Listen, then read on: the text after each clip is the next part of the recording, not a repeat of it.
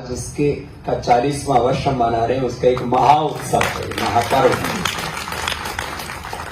लोकेश मुनि जी, नाम भी लोकेश, लोक पर स्वामित्व है जिनका, तो लोक के सत्ता पर तो स्वामित्व अलग अलग लोगों का होता रहे तो क्षणिक बात है, लेकिन लोक के मन पर निश्चित रूप से हमारे लोकेश मुनि जी का स्वामित्व है, लोक मन। और बहुत प्यारे महापुरुष हैं। अब जो है, मैं तो सुबह 4 बजे से लेकर के और रात को 10 बजे तक योग और कर्म योग में जीने वाला एक अपने राह पर चरे वेती बढ़ने वाला एक अकिंचन सा सन्यासी हूं। इन्होंने मेरे पास में सौरभ बोरा जी और हमारे रिलीज फोफले जी 2-2 तोप भेज दी तो बीच में उड़ाना है। खैर, आज मोगा जी हैं, हमारे पूज्य स्वामी अद्वैतानंद जी महाराज जी हैं, श्रद्धेय मुनि जी हैं, ऐसे दिव्य महापुरुषों की सन्निधि है। आप सभी सब दिव्य आत्मा है। एक बहुत बड़ा विमर्श है हमारे लिए कि कुछ चंद लोगों ने बहुत सी चीजों को कैद कर रखा है अपनी खूनी हाथों में, अपनी क्रूर मुट्ठियों में। पूरी दुनिया का धन, पूरी दुनिया की दौलत, पूरी दुनिया का ऐश्वर्य, पूरी दुनिया की शक्ति, पूरी दुनिया के संसाधन कुछ मुट्ठी भर लोगों ने, पूरी दुनिया की आज करीब 850 करोड़ की करीब आबादी है और ये सिलसिला मुझे लगता है ऐसे चल ही रहा है तो शायद कहीं 1000 करोड़ तक ना पहुंच जाए, पहुंचने वाला है। यहाँ करेंगे जनसंख्या नियंत्रण करो तो उस पर रोज विवाद हो जाते हैं, लेकिन इतनी बात जरूर है, चाहे आबादी 850, 900 करोड़, 1000 करोड़ हो जाए, पूरी दुनिया की ताकत तो मुश्किल से 1000 लोगों के हाथों में होती है, संसाधन, सत्ता सब होती है। और वो उन सब चीजों को हथियाने के लिए जो क्रूर तरीके अपनाते हैं, उससे प्रकृति और संस्कृति ध्वस्त हो जाती है। यहां जो आवाज उठ रही है ये कि प्रकृति और संस्कृति के साथ ये जो क्रूरता हो रही है, नो वायलेंस की मीटिंगें होती है, वर्ल्ड पीस का प्रतिनिधित्व एक तो श्रद्धेय मुनि जी करते हैं, जो मनुष्य और मनुष्यतर जड़ चेतन जीव जगत पूरे अस्तित्व से पूरी इस पूरी कायनात से प्रीति करते हैं। अब लोग कहते हैं अहिंसा, बोले अहिंसा केवल जो है बस मनुष्य को मत मारो, जीवों को मार रहे, गाय भैंस भेड़ बकरियां कुछ भी नहीं छोड़ा, सारे जीवों की हत्याएं हो रही हैं। फिर अहिंसा की बात क्यों करते हो? सब कहते हैं नॉन वायलेंस होना चाहिए। प्रकृति की हत्या हो रही है, खेत खलिहानों की, खेतों की हत्या हो रही है, खेत करने वाले किसानों की हत्याएं हो रही है। हिंसक खेती, हिंसक व्यापार, हिंसक सत्ता, हिंसक संपत्ति, हिंसक समृद्धि, ये चारों तरफ जो हिंसा की, क्रूरता की, यह जो पूरी एक श्रृंखला चल रही है, बहुत बहुत क्रूरता है। अब यदि हम अहिंसक खेती, अहिंसक व्यापार, अहिंसक वाणी, अहिंसक व्यवहार, अहिंसक आहार, आहार भी हिंसक क्यों भाई? अहिंसक आहार भी होना चाहिए, अहिंसक व्यवहार भी होना चाहिए। उस अहिंसा को समग्रता से लेकर के चलने वाले इस युग के नहीं, इस सदी के ही नहीं, अभी तक के ज्ञान इतिहास के कोई सबसे बड़े महामानव है तो वह हमारे भगवान महावीर है। अहिंसा इतने व्यापक रूप में जिन्होंने देखा, कोई महापुरुष किसी तत्व में गहरा उतर जाता है।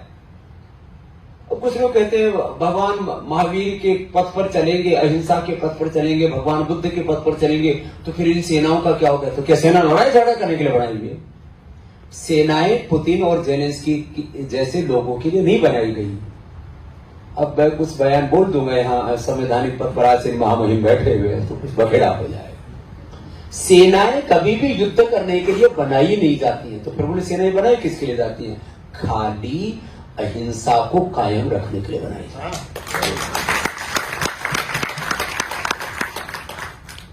सेना हिंसा करने के लिए नहीं बनाई जाती। फिर अहिंसा को कैसे, कुछ क्रूर लोग, कुछ उपद्रवी लोग, कुछ हिंसक लोग हिंसा ना करें, उपद्रव ना करें, इसके लिए सेनाएं बनाई जाती है। उसके लिए जो हमारे अर्धसैनिक बल बनाए जाते हैं, पुलिस बनाई जाती है। खैर, अहिंसा और अहिंसा मूलक प्रकृति और ये अहिंसा मूलक ये हमारी संस्कृति, सारी प्रकृति में कहां हिंसा है? पूरी प्रकृति में एक सामंजस्य है, सद्भावना है, प्रीति है, परस्परम भावयतः है, श्रेया परम अवाप्स्यतः।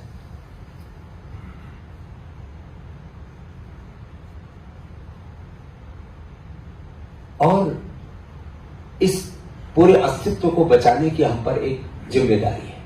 आज उसके एहसास को और अपने भीतर गहरा अनुभव करने के लिए हमारे पूज्य लोकेश्वरी जी की 40वीं दीक्षा के उपलक्ष्य में आयोजन हुआ है।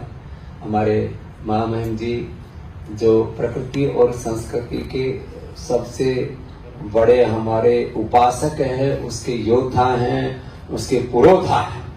और ये मुझे तो जब इनसे मैं पहली बार मिला तो मैंने कहा ये रिटायर कैसे हो गए? आगे आने वाले 20 साल तक तो इनके रिटायर होने की कोई संभावना है नहीं। इतने ओजस्वी, इतने तेजस्वी। और देखो, प्रकृति के साथ एकात्म होकर के जीने का सुख ही कुछ और है। यहाँ सारे महापुरुष ऐसे हैं, आप सब बहुत सात्विक आत्माएं हैं जिनकी चित्त में, जिनकी चेतना में एक दिव्यता हिलोरे ले रही है। ऐसे सब पुण्य आत्मा आप सब। पूज्य हमारे मुनि जी, इनके साथ में हमारा लगभग 3 दशकों का संबंध हो गया है, 3 दशकों। और मैं देखता हूँ वही उनकी अविरल साधना, प्रकृति और संस्कृति की उपासना और राष्ट्र और विश्व पटल पर जो उन्होंने भारतीयता को गौरव दिलाया है, हम अभिभूत। मैं कई बार सोचता हूँ, मैं वैसे पुरुषार्थ को अपना जीवन, धर्म सब कुछ मानने वाला व्यक्ति हूं, लेकिन मैं देखता हूं कि अलग अलग क्षेत्रों में हम सब लोग सेवाएं कर रहे हैं। आखिर हमको सबसे ज्यादा सुकून बोलो, शांति बोलो, संतुष्टि बोलो, तृप्ति बोलो, कहां मिलता है? तो हम कहेंगे प्रकृति में ही मिलता है। एक व्यक्ति को यदि पूर्ण सुख से जीना है तो क्या करना चाहिए? तो मैं आप में से जो काफी लोग अपने आप को रिटायर मान लिए है या गवर्नमेंट के द्वारा रिटायर कर दिए गए, तो व्यवस्था है कि इतने इतने साल के हो जाओगे तो आप रिटायर हो जाओगे, तो क्या करना चाहिए? बाकी और सब काम करो। लगभग 1 एकड़ जमीन जहां सस्ती मिलती है वहां खरीद लो। कई जगह जमीनों की कीमत स्थान के अनुसार बढ़ाई जाती है। और ये जमीन जो खरीदने बेचने वाले हैं, ये सब आदमी काम कर रहा है। सब वैसे तो धरती भगवान की, आदमी ने धरती का एक कण नहीं बनाया, तो स्वामी तो कैसे पा लिया उसने? खाली कानून की लड़ाई है। ये एक लीगल स्टेटस है कि मेरी धरती है, मेरी रजिस्ट्री है, अब तेरी हो गई और उसकी हो गई। जहां धरती कम से कम पैसे में मिले वहां 1 एकड़ जमीन ले लो, उसमें एक गाय पाल लो और उसमें ऑर्गेनिक खेती करो। मकई, ज्वार, बाजरा, बहुत तरह से 1 एकड़ जमीन में कम से कम 10 आदमियों का पेट भर सकता है। आप अच्छी से खेती करना चाहते हो तो मैंने खेती की ली है।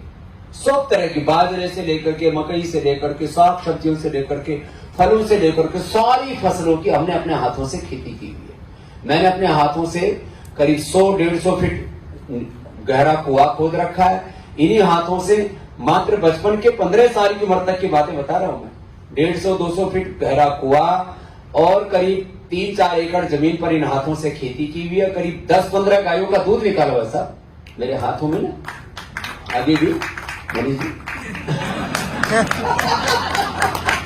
एक दिन वो एक क्रिकेटर का हरभजन सिंह मेरे से पंजा लगाने लगा। मैंने कहा बेटे पंजाब किसान के हाथ का है। तो जो है वो बड़ा फिर वो सोशल मीडिया पर वायरल हो गया था। काफी 3-4-5 साल पहले की बात है। तो हमने अपने इन हाथों से मिट्टी खोदी हुई, फावड़ा चलाया हुआ है, 15-15 गायों का गोबर उठाया हुआ है, दूध भी निकाला हुआ है। मुझे तो सबसे अच्छा लगता है कि 1 एकड़ जमीन ले लो, एक गाय पालो, उसमें खूब बढ़िया खेती, 10-20 तरह की शाक सब्जियां पाल और अपना 100 साल तो कम से कम जवान रह करके जियोगे, और बाद में जब बूढ़े हो जाओ तो भगवान जी से प्रार्थना कर लो, प्रभु दूसरा शरीर दे दे। 100 साल तक कोई बूढ़ा नहीं होगा, आपके शरीर में कोई ना बीपी, ना शुगर, ना थायराइड, ना कैंसर, ये वो चारों तरफ जो उपद्रव, SLEMS, ऑटोइम्यून डिजीज, कहीं बैक्टीरिया, कहीं वायरस। अब कह रहे हैं कि अगले साल कुछ ऐसे और बैक्टीरिया वायरस आने वाले हैं। अब पहले तो बोला ये चाइना में पैदा हुआ, दूसरे बोले अभी वो बर्फ में पैदा होगा, कोई कहते इधर पैदा होगा, कोई उधर, बोले कोरोना मरा नहीं, उससे पहले लंपी वायरस आ गया, अभी कोई मंकी पॉक्स आ गया, कभी और कोई नया पैदा हो जाएगा। यदि प्रकृति और संस्कृति को छेड़ोगे तो न दिखने वाले जीव ही तुम्हें मार डालेंगे, क्या करोगे? इसलिए प्रकृति और संस्कृति को बचाना पड़ेगा। इसलिए ये बाकी सब चीजें ठीक है, हम बड़े बड़े साम्राज्य खड़े करें, आर्थिक, सामाजिक, राजनीतिक, सब करें, लेकिन प्रकृति के साथ खिलवाड़ ना करें। और जैसे कुछ मुनि जी पेड़ बांटते रहते, बोले पेड़ मत बांटो, जिनके पास पैसा है दोनों बांट लेना, पेड़ भी बांट लो लेकिन पेड़ जरूर बांट लेना। अब किसी को बोले बाबा जी पेड़ तो खाने को बड़ा मन करे, तो पेड़ खा ले, लेकिन पेड़ भी साथ। एक आदमी एक अपने जीवन काल में कम से कम 5 से 10 करोड़ की ऑक्सीजन ले लेता है। वो अपने लंग कैपेसिटी पर डिपेंड करता है। और जैसे हमारे जैसे सुबह से शाम तक फूका ही मारते रहते तो ज्यादा। तो 5 से 10 करोड़ की तुम ऑक्सीजन ले लेते हो इस तरह प्रकृति से, और लेने के बाद आपने दिया नहीं तो आप कर्जदार हैं। इसलिए मैंने जब बच्चा था तब तो इसीलिए पेड़ लगाए थे, बोले इससे पुण्य मिलेगा। और हम छोटे बच्चे थे तब पेड़ लगाते थे, उसके ऊपर बाढ़ लगाते थे कि भेड़ बकरियां उसको खा न जाए, ऊंट खा न जाए, तो बाढ़ लगाते थे। आज वो पेड़ बड़े बड़े हो गए।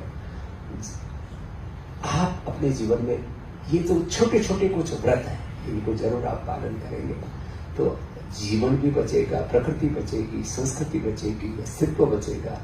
और सबसे बड़ी बात है, हम यहाँ से कर्जदार और शर्मसार होकर के नहीं जाएंगे, बल्कि एक फक्र के साथ जाएंगे कि मैंने अपना दायित्व इस अस्तित्व के लिए पूरा निभाया। बहुत बहुत शुभकामनाएं आपको, बहुत बहुत प्रणाम।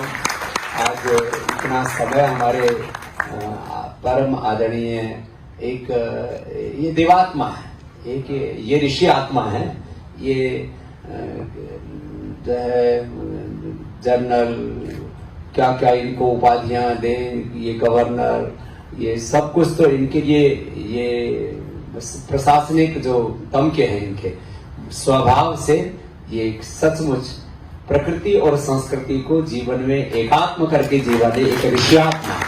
ऐसे हमारे गवर्नर साहब को भी बहुत बहुत शुभकामनाएं। आज सब इन पवित्र आत्माओं को एक साथ जिन्होंने संकलित किया है यहाँ पर, हमारे लोकेश मुनि जी, और इनके एक बार फिर से भाई जोरदार बधाइयां हो। 40 वर्ष दीक्षा के, दिव्यता के, देवत्व के, अहिंसा के, सत्य के, सेवा के, साधना के, संस्कृति के, प्रकृति के, उत्कर्ष के, और ऐसे एक महापुरुष का आज यह इस रूप में इस आयोजन को करना, मुझे तो यहाँ आने तक नहीं पता था कि कोई अवार्ड भी है। मैं क्योंकि मैंने ऐसा नियम सा बना रखा, आप महापुरुष हैं इसलिए हमने तो भाई हाथ लगा दिया। तो आपने कहा, क्योंकि मैंने व्रत लिया हुआ है भाई, पुरस्कारों के लिए नहीं जीना, पुरस्कार और तिरस्कार हमने दोनों को एक कैटेगरी में रख दिया। क्योंकि मैंने कहा जो है अब रोज ही पेलम पेल रहता है। हिंदुस्तान में कोई जीना हो ना तो बड़ा दिल बहुत बड़ा रखना पड़ेगा, नहीं तो जिनके पास थोड़ा सा भी पैसा होता है तो लिस्ट निकलती है, इतने लोगों ने देश छोड़ दिया, इतने लोगों ने देश छोड़ दिया। मेरे से बोला बाबा जी आप कब छोड़ रहे हो? मैंने कहा तेरा मतलब क्या है? बोले जिसके पास पैसा होता है वो हिंदुस्तान छोड़ देता है। मैंने कहा मैं जन्म जन्मों से यही पैदा हुआ और होता रहूंगा, और ये जन्म अंतिम श्वास यही लूंगा, क्योंकि ये मेरी मातृभूमि है, इसके लिए मुझे जीना है और इसके लिए मुझे मरना है। ऐसा संकल्प हमारा होना चाहिए। आप सब ऐसे ही संकल्पों से अनुप्राणित देश के लिए जीने वाले और एक एक श्वास भारत माता के लिए जीते हुए अंतिम श्वास तक भारत माता की सेवा करने वाले हैं। ऐसे महान योद्धाओं के बीच में आकर के हम अभिभूत हैं। आप सबको बहुत बहुत प्रणाम। त्यागी जी को भी एक बार बहुत बहुत शुभकामनाएं। साहब अब मुझे पता लगा ये त्यागियों को ये मूलतः ये ब्राह्मण है, ये त्यागी लोग। इन्होंने जब बीच में कालखंड आया कि भाई यदि आपको सनातन धर्म में रहना है तो ये दान का मांग करके खाना बंद करना पड़ेगा, तब से त्यागियों ने खेती करके अपना जीवन जीना शुरू किया। ये दान दक्षिणा मांगनी बंद कर दी, तो इसलिए इनको त्यागी कहते हैं। बाकी मूलतः महाब्राह्मण है। ये महाब्राह्मण का कोई दूसरा मतलब नहीं।